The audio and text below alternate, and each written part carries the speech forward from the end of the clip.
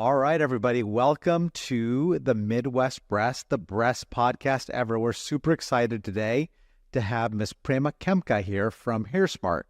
And why are we doing a hair podcast, would you ask, on the breast podcast ever? Well, we see a lot of patients who've undergone chemotherapy in breast cancer care, and they go through a pattern of hair loss. I thought it'd be really interesting to talk about hair loss, hair recovery, why it happens, what can patients do.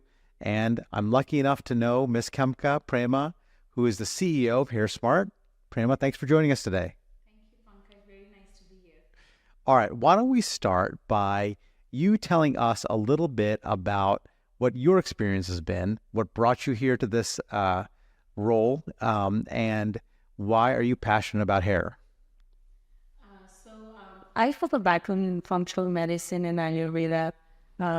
I'm from India, and growing up, it was very much like, what can you eat for health so that you don't have to cop pills? I moved here when I was 18 for school, and just overall life caught up, and I had a lot of stress-related hair loss in my early 30s. And also, I was in the hair loss industry, and all my clients were hair transplant surgeons, and they all offered to do a transplant on me. But I wanted to see what could I do to heal my body from within, because that's how I grew up. So I was able to bring my knowledge from my upbringing and my functional medicine along with what I'd learned in the hair loss industry here, like what works, what doesn't. And I was able to treat my own hair loss. And I had like really bad hair loss, like triangles. My hair was all the way up to here. And it's hard to imagine me like that because now I have a full head of hair. Yeah, you have beautiful hair. But most women across their life, we struggle with hair loss. And while I suffered with my own hair loss and I was in the hair loss industry marketing to transplant doctors, it was very obvious to me that this whole industry caters to men. And women, for the most part, they're talk to their sisters or their friends or their stylists. And that's not really a professional help. So I was able to treat my hair loss with functional medicine, and my very, very passionate about holistic health. So the reason I started HairSmart was because I want people to have a real chance at fundamental, real health from within. Because drugs is always an option, but my belief is it's very empowering to have holistic health that can regenerate yourself, that can reboost your health, and that can get you back to peak optimum health. Because how we look outside is often a symptom of what's going on inside our body. So HairSmart is really like a combination of functional health, metabolic health, and then getting nutrients and getting your hair follicles back into their peak health. I find hair an interesting representation of what is going on for somebody. I think about our average patient, and they are in a tremendously stressful time frame.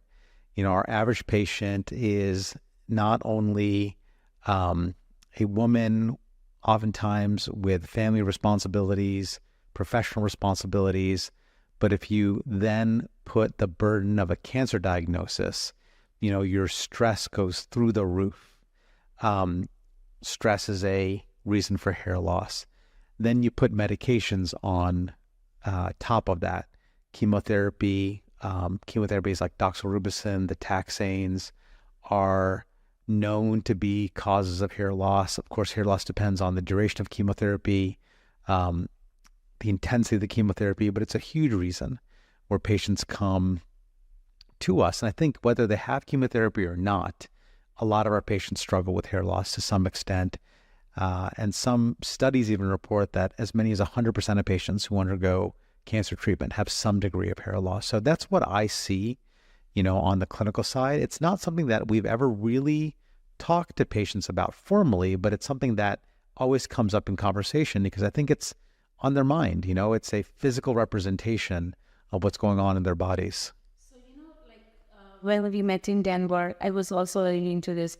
There really are four causes of hair loss. One is genetics. The second is lifestyle. So lifestyle means stress, nutrition, loose cream, how much water you're having, how much fresh oxygen you're getting, all of that. So it's all lifestyle bucket. your hairstyle, your chemicals, how harsh styling you were doing. So genetics is a big one. Lifestyle is the second big bucket. The third one is pollution, which we don't face that much in America, but in countries like India and China, 18-year-olds have wads of hair fall because of pollution. Wow. Air pollution, water pollution. And then the fourth one is illnesses, which is chemo, thyroid, PCOS, anemia, even COVID.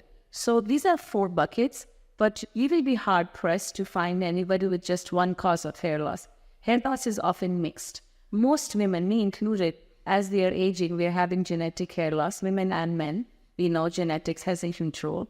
But in today's day and age, almost every man and woman, everybody has genetics plus lifestyle-related hair loss. So that's why now we have 25-year-olds, men, with an early onset of genetic hair loss. I always say this in every meeting, every event I ever speak at, that what's happening is modern-day lifestyle is causing an early onset of genetic hair loss in men and women, which is why 25-year-olds have less hair than their 45-year-old parents. That's interesting. And then when you add, for example, your clientele, they are women and they have gone through life, they have gone through several events and they have lifestyle-related hair loss. And then you add the chemo in the mix. So it's basically just adds on top of it. And while we are on this topic, the reason why lifestyle creates hair loss or stress causes hair loss is because the body is a very smart being. So when you're allocating resources through food in the body is going to take everything it has for the critical organs. Hair, skin, and nails are not critical organs, which is why, to your point, the hair tells a story about how your health is. Not just the hair. Anytime your body goes through an event, like a divorce or trauma or a surgery or chemo or a bariatric surgery or even moving or taking the LSAT, anytime your body is going through an event. Don't tell my daughter about the LSAT. So your body is trying to take the nutrition where it needs. It's not trying to keep you hair, skin, and nails healthy, which is why the more life events we go through, the less optimum our hair, skin, and nails look, if that makes sense. Yeah, so another big group of patients that I treat are patients with implants who have autoimmune diseases associated with the implants, breast implant illness, and a common complaint is hair loss. And I think that it goes along with this point that you're making about stress in the body. Now, when I think about the chemotherapy patient, I mean, how does chemotherapy work? It works by impacting rapidly dividing cells, cancer cells. But hair is also a rapidly dividing cell, which is why chemotherapy affects your hair growth. And one of the treatments that we've seen is the use of the cold cap. And so what is the cold cap? Have you had experience with it? And how is that different from the low-level laser therapy? So great question, Pankaj. So cold cap and the light therapy cap are almost working in opposite mechanisms of action to save the hair and then to regrow the hair.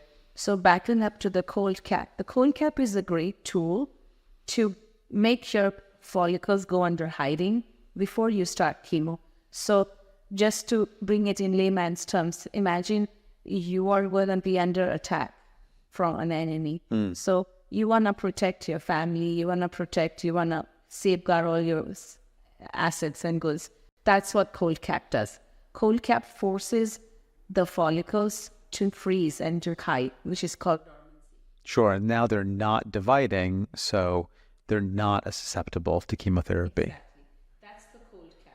Now your body is going through chemo, and chemo doesn't distinguish. It's just like a machine gun. Sure. So what happens is your chemo induces this turn in hair we call telogen effluvium, which means chemo is going to make all the hair shed. The shedding is called telogen effluvium. So now what's happened is all your hair has shed and it's gone under dormancy. After chemo, that hair may or may not come back. That's one. So the most common occurrences of hair loss or hair recovery after chemo is that Some people experience patchy hair regrowth, so it doesn't grow back completely. Some women experience peach fuzz. The hair has come, but it's not in the same, doesn't have the same strength and bounce and the tenacity to stand. So it's just falling limp. Sometimes curls become straight becomes curly.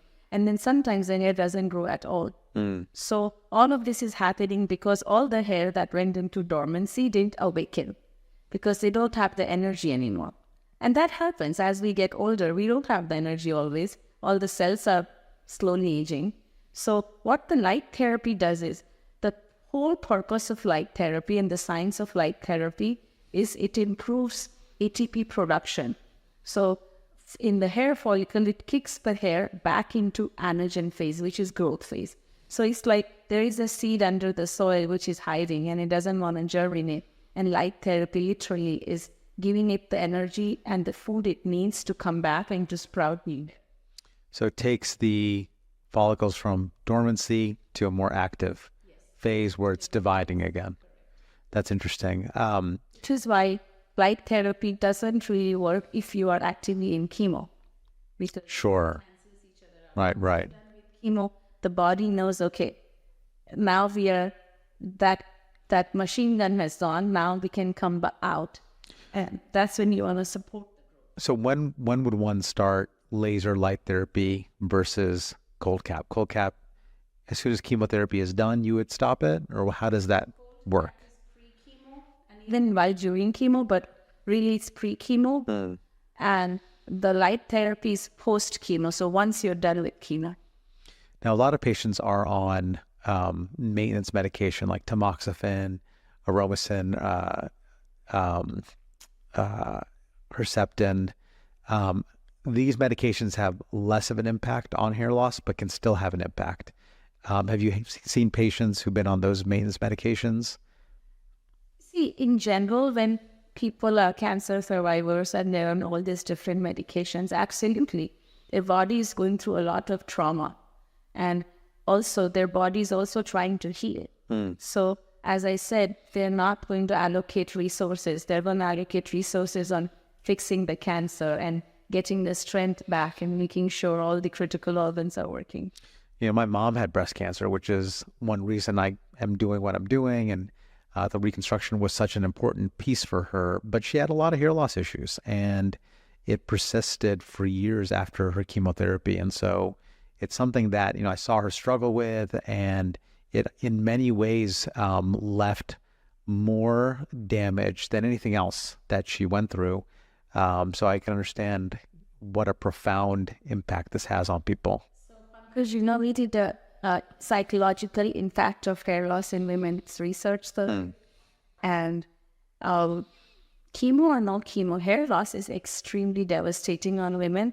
But now when we're talking about cancer survivors and patients, it's really, really horrible. Like they're dealing with the disease and how their body's feeling and all of that. And on top of it, it feels like a little bit of their dignity gets stripped away.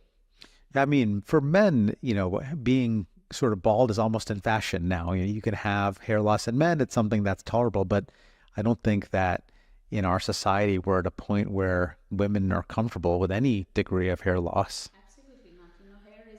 Hair is a kind of like a hallmark of beauty, and it literally frames the face. Like, funnily enough, just before we started the podcast, I did. Yeah.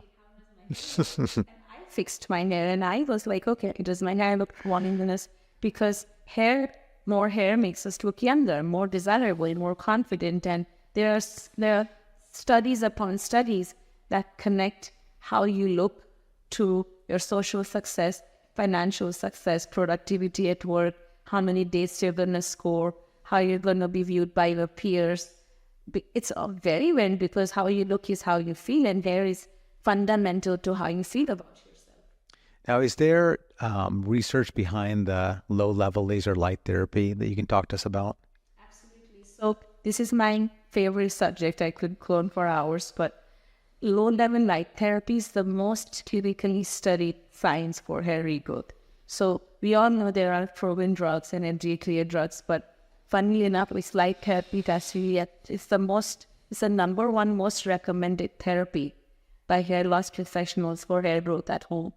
And I think there may be more studies since I last checked, but there are 12 human clinical trials done, and the science is very compelling. Light grows hair, and light improves cellular metabolism, has been around since 1967. It's something that was found like with the NASA. NASA did some research. So what we're really doing is, the spectrum of light, red light, yellow light, blue light, all these lights have different impacts on the cells. So for example, blue light helps with acne, and red light helps with cellular level metabolism, cellular level respiration.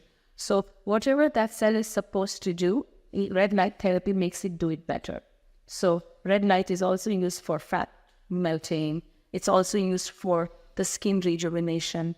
So this is the same red light that we are using to dose the hair follicle, which is living under the skin. And we are basically, think about your hair follicle as being like a hybrid car. So you can either dose it with the food you take, or you can dose it from outside. So we are switching the fuel mechanism of your hair follicle by giving it light therapy. Yeah, this is fascinating. Something I don't really know a lot about. So this is cool to learn about it. So it's a cap that you wear. Back in the day, so NASA brought red light therapy into light, no pun intended.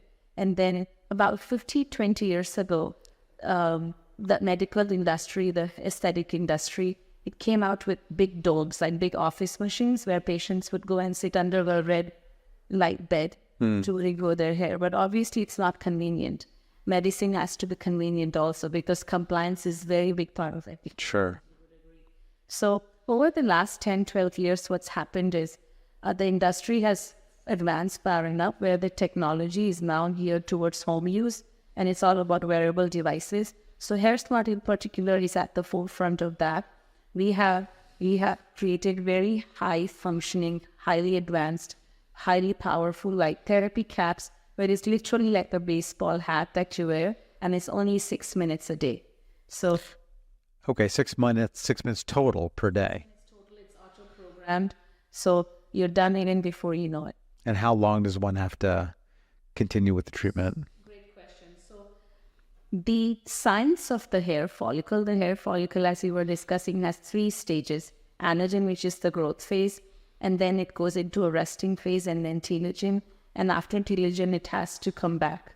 So anagen is growth, and then catagen is transition, and then telogen is shedding, and then the dormancy. So this cycle is a 4-month cycle. So for anybody to see results on laser cat, they have to use it for at least 3 to 4 months. Got it. Any follicle that's in the transition phase, for it to transition out of transition to shedding to dormancy and back to growth, it takes about 3 to 4 months, which is why hair loss is not really sexy, because unlike a really good facial or like a really good skin procedure or skin service, you can't really demonstrate somebody got great results with the cap in one use. Sure, because it takes that regrowth phase of the different phases of the follicle. It's not only obviously for chemotherapy patients. So this is something that you use on all types of patients with all different types of hair loss. Are there patients who have certain types of hair loss you would not use it on? Yes. So light therapy, I want to answer it in 2 parts. Light therapy is a very fundamental part of hair regrowth, especially for women in your practice, because you want to put them on something that's local, that doesn't interfere with the rest of their body, with all the drugs they're on. Sure. However, in order to really get the best results with hair loss, it's important to do the right supplementation.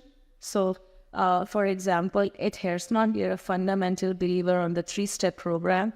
You stop hair loss with the DHT blocker, which all of us have DHT. We all have both testosterone and estrogen. So DHT is dihydrotestosterone, and medications like finasteride are the ones that are typically used for hair loss, correct? And that blocks DHT conversion. So we have a drug-free DHT blocker that has herbs that are more bioavailable and don't have the sexual side effects of finasteride. So that is like step 1, you protect. And want to at least be at a state when you don't have hair loss, so that you can stop further loss. So DHT blocker is important. And then we have something called the H5 Grow Plus vitamin, which has everything you need for your hair, but also for your body. It addresses stress-related hair loss and inflammation-related hair loss, and also has the nutrients for hair growth. So when you have these two and the cat, then it's like diet and exercise. It works like magic. And with the, if you take all three, you also get best results, but you also get faster results. We've had so many success stories of women and men who have gotten results in 2 to 3 months versus 4 to 6 months with just. Yeah, hair loss is a tough one because there is a lot of stuff out there. And, this is not my area, so I'm not very well versed in it, but I can imagine it's very confusing because there's all these things that pop up on your social media. So it's hard to know what is effective, what's not effective. I do like the natural piece. I think our practice, we really try to focus on natural solutions, even though they're surgical solutions. I think there's something there that's elegant, that makes sense to people, to try to approach things from a very Ayurvedic, naturopathic direction. So I like that a lot. How do you follow people to see that they've had improvements? Like, how does one assess hair growth or hair restoration? So you're absolutely right, Pankaj. Hair loss is often a very mistrusted industry because there are so many gimmicky products out there, number one, but also most people are just self-medicating with 1 or 2 things. They don't know how to put a regime together, and it's so important to tackle hair loss from both protect and nourish and growth. And then also a lot of people don't stay compliant. So the reason why people don't see results is A, they're not on a complete program, and B, they don't stay compliant because nobody tells them what to do. Most people are buying something from Amazon or online. Right. They buy one serum from one company and one shampoo. And if they talk to a professional who was not misleading them, I will tell them the shampoo isn't going to do anything for you. It's just for hair maintenance. It's not doing anything for the follicle. So really, to treat hair loss effectively, it's so important to see a hair loss professional because otherwise we're all self-medicating with crap we bought on the internet. And it doesn't work. I mean, I can even say in my own life, I've had times where I've been, very busy, not exercising regularly, not maybe eating the healthiest. I've definitely seen changes in like the density of my hair. And then times when things are clicking and I've noticed changes. So there's no question that there's like a environmental piece to this. Yes. So, going back to how hair, skin, and nails are an indicator of your peak health, you just basically said the exact same thing. If when you are moving, hair, skin, and nails are the first to go and the last to come back. So when you check every box that you need to do for your health, that's when the hair, skin, and nails come back. Which is why things like HairSmart work, because we may not always be able to check every single box, to eat every single food that we need, to exercise, to do all the things, which is why we need help. Which is why when you treat hair growth in isolation with a functional medicine brand like HairSmart, you can help the hair without having to first check every single box. And it also helps with the body health. But to your prior question, you asked me, so how do we go about getting help and how do you track progress? My recommendation would be to see a consultant. So they can see a hair consultant with you or me.